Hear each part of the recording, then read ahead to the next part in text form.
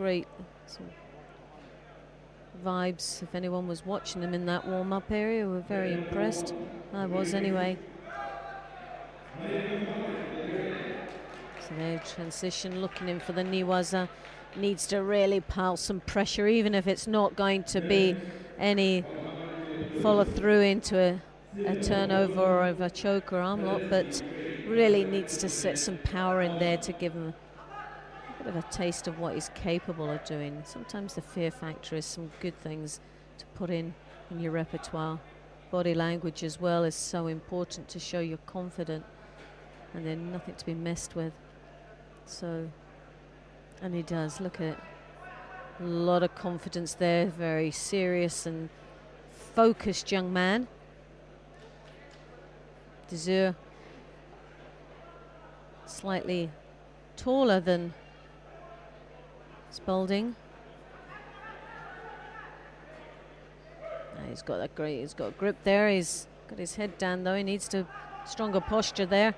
Drawing his opponent in, great movements. Needs to just finish it in, and a little bit disappointing there and on that attack. He should really just make a bit more impact. But like I say, it's difficult in the first match because you don't want to make any mistakes, and when you get that first match under your belt, you feel a new person altogether. The confidence starts to ooze. But that's a great Ashiwaza there. He's really piling, lovely turnover. And though it was across the chin, it's still saying, well, I'm in here to win, and that's all the messages he's sending out right now. So great, he's done all the work up until now. So this young man from Great Britain is really determined to go through. Just needs to get this first match over, brush off the cobwebs, get off the pre-match nerves, get it all out in the way in this first match. And sometimes it's a good thing to go to time to actually get it over and done with, because your stomach is churning in the first match. You really are. You never know how your day's going to be until you've had that first match.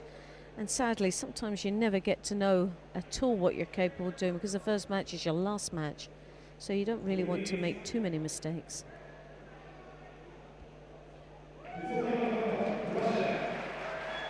Now, Spalding-McIntosh needs to really just compose himself a little bit more. I would say just be very aggressive, your grips, your movements, tap in, but if you're going to commit by throwing your body in, make sure you commit 100% and not just showing it, because that's where you can get countered. Take backs, and we see it a lot there. Drop Sienagi. Now that's most probably the only strongest attack that Dzur has actually put in.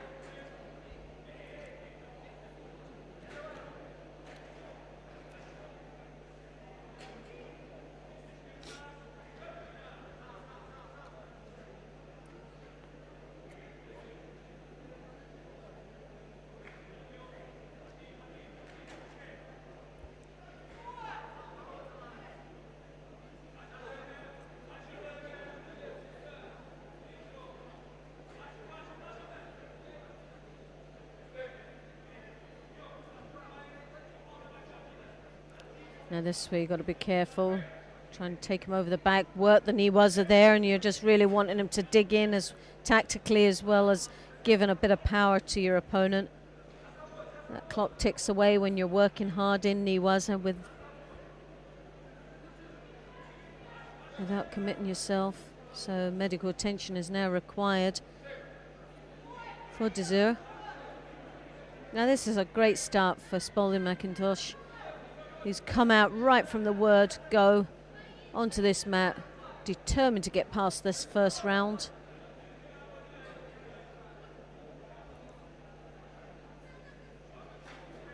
Taking a little bit of advice, tactical advice from his coach there in the side, giving him an opportunity to compose himself and think.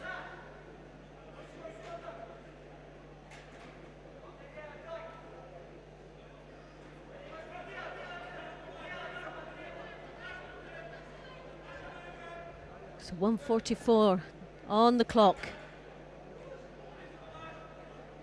Passivity warning given there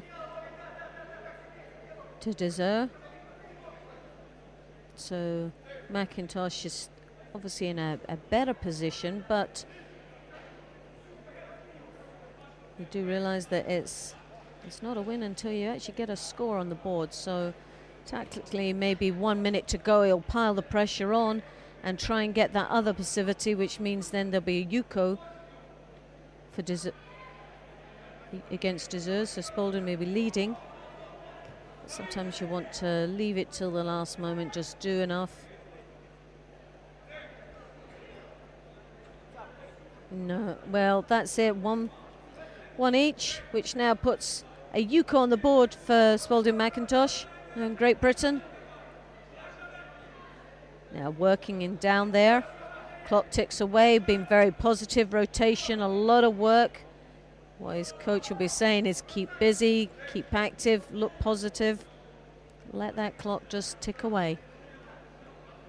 Because we do know that Dzur will come out, the Slovakian will come out blazing now. He knows he's got to get a score back. There is a passivity for Spalding-McIntosh, which means that another one would give this match an even Hegin.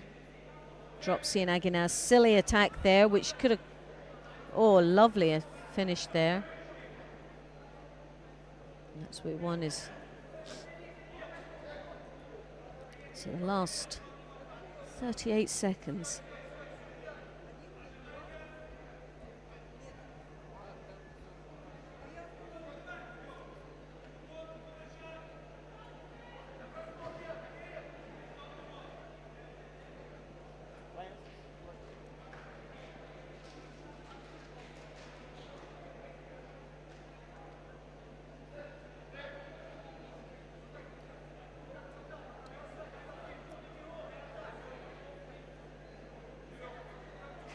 Once more, medical attention seeking for the Slovakian.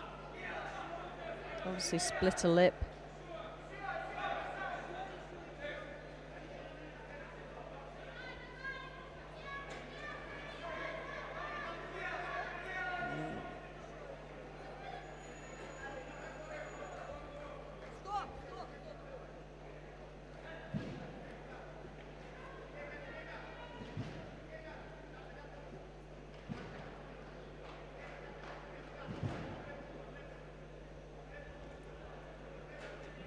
So 22 seconds to go in this match. Spalding-McIntosh is leading with 2 Yukos on the board.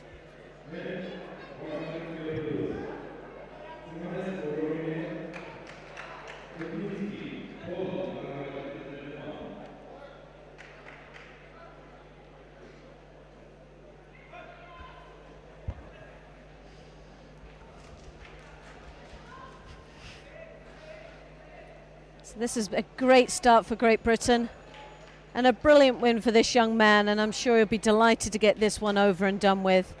And sadly, the Slovakian Dzur goes out of the tournament, but for Great Britain, Spalding-McIntosh goes through to the next round.